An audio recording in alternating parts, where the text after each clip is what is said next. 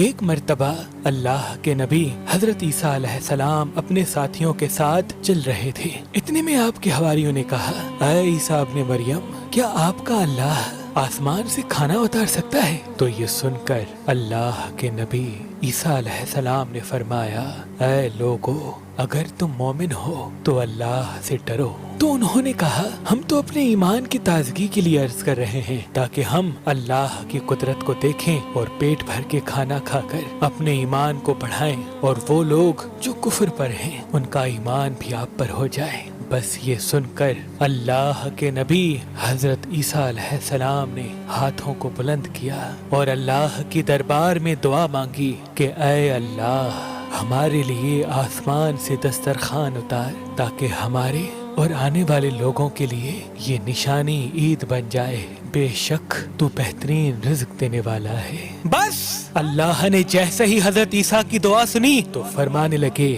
اے عیسیٰ، تمہارے پروردگار نے تمہاری دعا قبول کر دی، لیکن اس دسترخوان کے اترنے کے بعد اگر ان لوگوں نے خیانت کی تو ان پر وہ عذاب نازل ہوگا جو آنے والی نسلوں کے لیے مثال بن جائے گا۔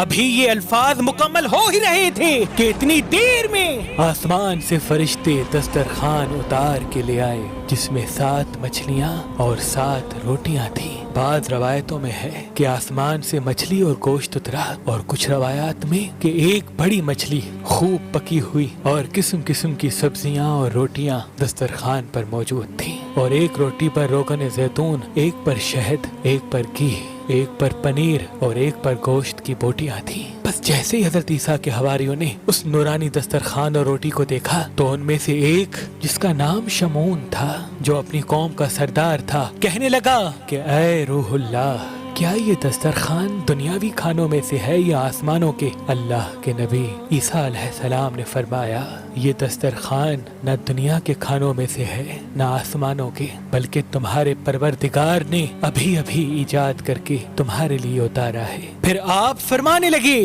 خوب پیٹ بھر کے کھاؤ اور اس میں خیانت نہ کرنا اور نہ ہی کل کے لیے ذخیرہ کرنا، ورنہ اللہ کا عذاب تم پر آ پہنچے گا۔ لیکن افسوس، وہ لوگ اس کھانے میں خیانت بھی کرتے ہیں اور کل کے لیے تھوڑا تھوڑا چھپانا بھی شروع کر دیتے ہیں۔ بس جیسے ہی رات ہوئی سب پیٹ بھر کے سوتے ہیں اور اللہ کا عذاب ان پہ آ جاتا ہے۔ اب جیسے ہی سورج طلوع ہوا تو ان میں سے کچھ خنزیر تو کچھ بندر بن جاتے ہیں اور ادھر ادھر بھاگنا شروع کر دیتے ہیں اور اپنے آپ کو نوچتے رہتے ہیں۔ اللہ کے نبی حضرت عیسیٰ علیہ السلام نے جب ان کو دیکھا تو اللہ سے دعا کی، تو یوں تیسرے دن وہ سارے اللہ اور اللہ کے نبی کے نافرمان دنیا سے مر کے فنار ہو گئے۔ بے شک اللہ کے نافرمان کا یہی حشر ہوتا ہے۔ اللہ پاک نے اس واقعے کو اپنے کتاب قرآن کی سورہ مائدہ میں محفوظ کر دیا، تبھی اس سورہ کو مائدہ یعنی دسترخوان کہتے ہیں۔